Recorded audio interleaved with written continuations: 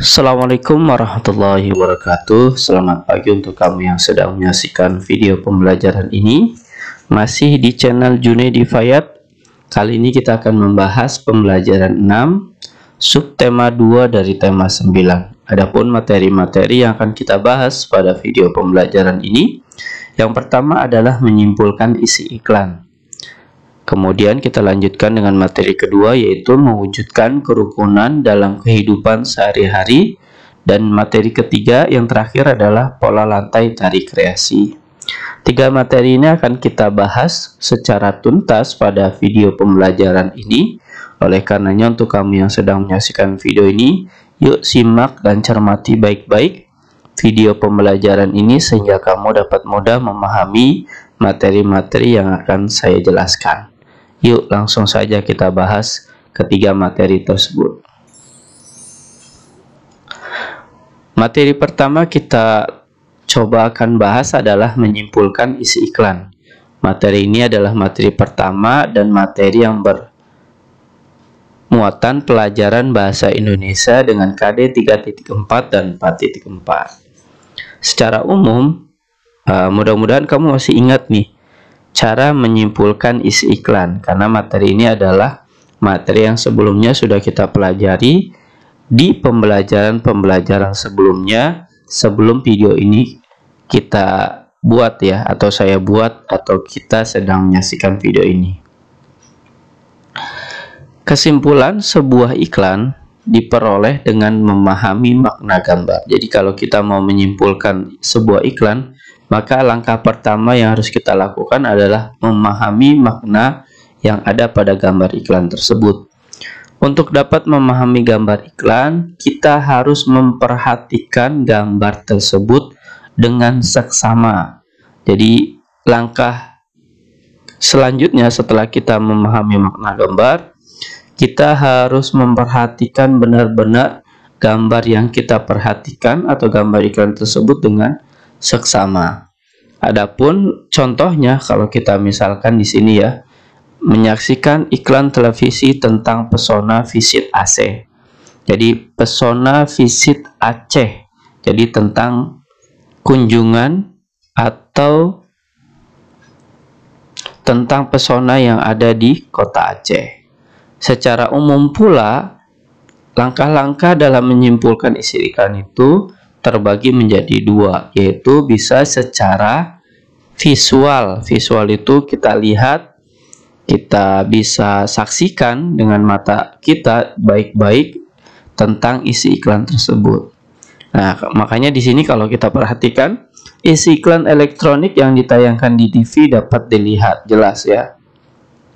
Jadi kalau yang namanya iklan elektronik maupun ditayangkan di TV atau kita lihat di reklame yang ada di sepanjang jalan, itu sebenarnya kita bisa lihat secara visual. Ini bagian langkah awal yang harus kita pahami dulu ya, secara visual tentang gambar iklan yang harus mau kita simpulkan. Kemudian selain secara visual, menyimpulkan isi iklan itu dapat dilakukan dengan cara tertulis dan lisan. Maksudnya apa? Maksudnya adalah bahwa iklan yang kita mau simpulkan itu bisa dilakukan, kita simpulkannya dengan secara tertulis dan lisan. Nah, tertulis itu berarti kita benar-benar saksikan iklan itu, kemudian kita lihat. Nah, di situ kan banyak tulisan, kemudian kita tulis hal-hal penting yang ada pada iklan tersebut. Boleh secara tertulis, boleh secara lisan kita simpulkannya. Ini adalah dua cara menyimpulkan isi yang ada pada iklan, baik secara visual maupun secara tertulis dan lisan. Mudah-mudahan di sini kamu dapat menyimpulkan isi iklan dengan baik ketika nanti kamu bertemu dengan soal-soal terkait menyimpulkan isi iklan. Kita lanjutkan ke slide berikutnya. Materi kedua adalah mewujudkan kerukunan dalam kehidupan sehari-hari. Materi ini bermuatan pelajaran PPKN dengan KD 3.4 dan 4.4. Hidup rukun sebaiknya dilakukan di semua tempat, di rumah, di sekolah, maupun di lingkungan masyarakat. Nah, kalau kita mau mendapatkan hidup rukun dimanapun kita berada, maka kita harus bisa menerapkan hidup rukun tersebut. Kalau misalkan di rumah, contohnya apa? Kalau misalkan di rumah, hidup rukun di rumah. Di rumah itu bisa jadi, contohnya, misalkan ya, kita saling menghargai pendapat anggota keluarga. Kemudian menghormati orang-orang yang umurnya lebih tua. Nah, ini bagian dari contoh hidup rukun. Dan yang ketiga, misalkan bersikap sopan atau santun saat makan bersama keluarga. Ini adalah contoh hidup rukun yang ada di rumah. Kalau di sekolah, contohnya apa? Nah, contohnya kalau di sekolah itu gampang ya. Pertama adalah membantu menjelaskan kepada teman yang kurang memahami materi pelajaran. Jadi kalau temannya agak kesulitan dalam memahami suatu pelajaran, kamu bisa mengajarkan kembali dengan bahasa kamu kepada teman yang tadi kurang memahami materinya. Itu yang pertama. Kemudian yang kedua, masih di sekolah, tidak bertengkar atau bersih dengan teman. Jadi yang kedua itu tidak bertengkar atau berselisih. Berselisih itu berarti mencaci, berantem, berkelahi, dan sebagainya. Nah, ini bagian kedua, contoh kedua yang kita bisa lakukan kalau kita berada di lingkungan sekolah.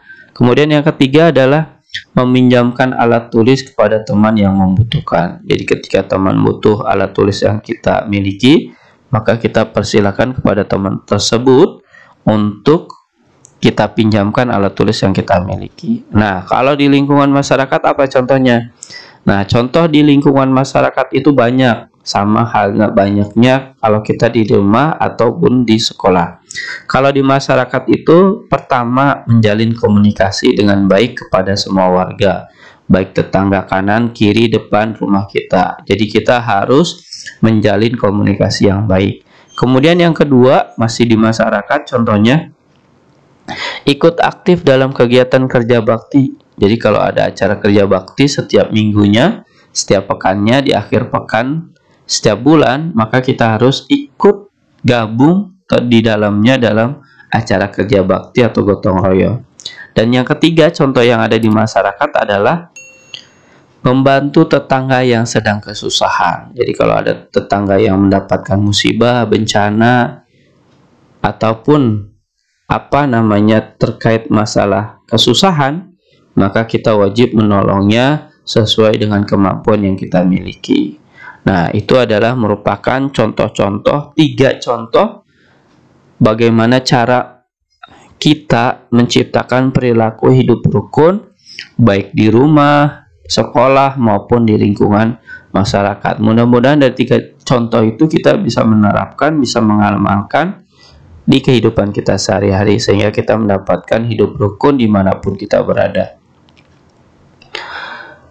Adapun manfaat hidup rukun ketika kita melaksanakan atau melakukan atau menciptakan perilaku hidup rukun dimanapun kita berada, maka kita akan mendapatkan manfaat-manfaat seperti berikut, yang terdiri dari 5 nih manfaatnya. Pertama, membangun kerjasama antar warga. Nah, antar warga itu berarti yang ada di masyarakat. Jadi kita dapat memperoleh kerjasama yang membangun antar warga antara satu dengan yang lainnya. Kemudian yang kedua adalah mempererat persatuan dan kesatuan di lingkungan masyarakat.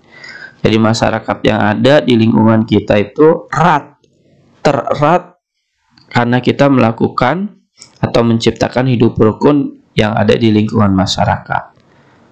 Kemudian yang ketiga adalah manfaat yang kita bisa rasakan, menumbuhkan rasa toleransi antar warga masyarakat. Jadi masyarakat itu akan tercipta rasa tumbuh toleransi yang tinggi antara satu dengan yang lainnya. Misalkan menghormati ibadah ketika tetangga kita yang berbeda agama, kemudian kita tidak gaduh dalam kehidupan kita sehari-hari. Misalkan ada teman atau tetangga kita sekitar kita, ketika mendengarkan musik atau mendengarkan televisi tidak terlalu kencang suara yang kita volume suara yang kita perdengarkan. Nah, ini bagian dari toleransi yang bisa kita lakukan. Kemudian yang keempat, manfaat yang kita dapat rasakan adalah membiasakan sikap saling membantu antar warga. Jadi manfaat ini biasanya akan tercipta manakala kita menciptakan pola hidup rukun di masyarakat. Jadi ini bagian pola hidup rukun yang ada di masyarakat yang dapat kita rasakan. Dan yang terakhir, bahwa lingkungan masyarakat yang kita diami, yang kita tempat tinggal, itu menjadi damai dan aman karena kita melakukan atau menciptakan perilaku hidup rukun yang ada di masyarakat. 5 hal ini akan kita rasakan ketika kita menciptakan perilaku hidup rukun dalam lingkungan masyarakat. Mudah-mudahan dari 3 contoh cara perilaku hidup rukun yang sebelumnya saya sudah utarakan di masyarakat akan kita bisa terapkan di lingkungan tempat kita tinggal. Kita lanjutkan ke slide berikutnya. Yaitu materi ketiga adalah pola lantai tarik kreasi. Materi ini adalah materi yang berulang kembali ya di materi video pembelajaran ini, karena sebelumnya sudah kita pelajari juga nih sebenarnya pola lantai tarik kreasi. Materi ketiga ini bersumberkan pada muatan SBDP dengan KD 3.3 dan 4.3. Gerakan tarik kreasi biasanya dilakukan secara berkelompok. Gerakan tari tersebut dapat membentuk pola lantai. Ada pola lantai membentuk garis vertikal, horizontal, melengkung, menyilang, atau zigzag. Nah, ini adalah contoh-contoh pola lantai yang biasa kita lihat, kita bisa saksikan ketika beberapa orang sedang melakukan tarik kreasi. Adapun beberapa gambar atau contoh bentuk pola lantai tarik kreasi daerah adalah sebagai berikut. Nah, di sini ada 3 gambarnya kalau kita lihat ya di layar. Yang pertama adalah pola lantai vertikal seperti ini ya. Ini vertikal atau lurus ke atas, kemudian pola lantai horizontal, dan yang ketiga seperti ini adalah pola lantai menyilang. 3 pola lantai ini sering kita lihat ketika suatu kelompok melakukan pola lantai tarik kreasi daerah. Jadi kita nggak heran nih ketika ada nanti kita melihat di televisi ketika ada tarik kreasi daerah menggunakan pola lantai. Salah satu diantaranya dari 3 hal ini. Selain 3 hal ini, bisa kita lihat juga pola lantai yang bisa kita saksikan. Ini adalah pola lantai yang keempat dan kelima ya. Kalau kita bisa lihat ya, di sini ada pola lantai melengkung. Nah, seperti ini, membentuk setengah lingkaran. Kemudian pola lantai zigzag. Nah, zigzag itu seperti ini. Nah, ini yang kelima. Jadi ada 5 pola lantai tarik kreasi yang kita bisa lihat pada video pembelajaran ini, sehingga kamu nanti ketika melihat pola lantai tarik kreasi tidak heran karena pola lantai itu ada 5 yang kita pelajari.